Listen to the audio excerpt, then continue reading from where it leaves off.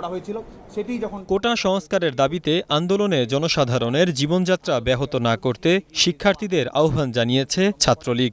আন্দোলনকে একটি গোষ্ঠী রাজনৈতিক রূপ দেওয়ার চেষ্টা করছে বলেও অভিযোগ করেন সংগঠনের সভাপতি।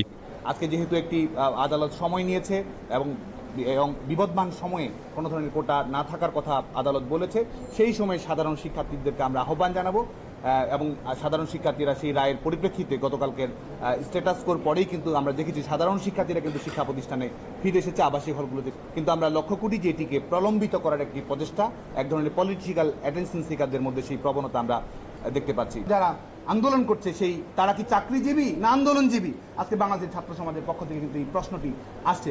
আন্দোলন করে যারা জীবিকা অর্জন করতে চায় বাংলাদেশের ছাত্র সমাজের স্বার্থে, তাদের বিরুদ্ধে আমরা প্রস্তুত রয়েছে। জনদুর্ভোগ সৃষ্টি হলে আইনি ব্যবস্থা নেওয়ার হুঁশিয়ারি দেয় ঢাকা মেট্রোপলিটন পুলিশও। সংবাদ সম্মেলন করে ডিএমপির অতিরিক্ত কমিশনার। একজন স্টুডেন্টকেও কোথাও আমাদের পুলিশের দ্বারা কোনোভাবেই তাদের সাথে কোনো এমন আচরণ করা হয়নি যেটিকে আমাদের পেশাকে প্রশ্নবিদ্ধ করতে পারে। কাজেই সেই সম্মানবোধ যেহেতু তাদের প্রতি আমাদের আছে, আমার দৃঢ় বিশ্বাস তাদেরও আমাদের প্রতি, দেশের আইনের প্রতি, সম্মানিত মহানগরবাসীর প্রতি সেই বিশ্বাস তারা রাখবে, সেই সম্মানটুকু তারা দেখাবে বলে আমরা দৃঢ় বিশ্বাস করি। তারপরেও যদি কেউ সে ধরনের জায়গা থেকে সরে যেতে চায়, দেশের প্রচলিত আইন তো আসলে কার্যকর, সেটি কার্যকর যে জায়গায় থাকার কথা সেই জায়গায় থাকবে।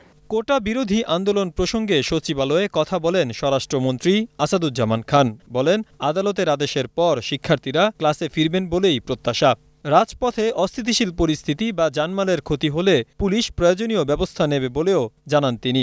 তাদেরকে ব্যবহার করার জন্য এখনো কাজ শুরু করে দিয়েছে, দৌড়ঝাঁপ শুরু করে দিয়েছেন। আমি মনে করি আমাদের এই ছাত্র সমাজ তাদের কুমন্ত্র তাদের কানে নিবে না। তারা যেহেতু এটা মীমাংসা হয়েছে, মীমাংসার পথে চলে গিয়েছে, তারা তাদের এই যে স্ট্রাইক সেগুলো উইথড্র করে তাদের ফিরে যাবেন, এটাই আমি আশা করি। পুলিশের অ্যাকশনটা কখন আসে? যখন অপারগ হয়ে যায়, যখন অগ্নিসংযোগ করতে যায়, যখন ধ্বংস করতে যায়, তখন জানমালের নিশ্চয়তার অভাব হয়ে যায়, যখন অনৈতিকভাবে কোনো সিচুয়েশন তৈরি হয়, সেইগুলি করতে হলে পুলিশ বসে থাকবে না। সরকারি চাকরিতে কোটা বাতিল ও 2018 সালের পরিপত্র পুনর্বহালের দাবিতে 30 জুন থেকে রাজধানী সহ দেশের বিভিন্ন স্থানে আন্দোলন করছেন শিক্ষার্থী ও চাকরি প্রত্যাশীরা। 5 দিন ধরে চলছে বাংলা ব্লকেট কর্মসূচি।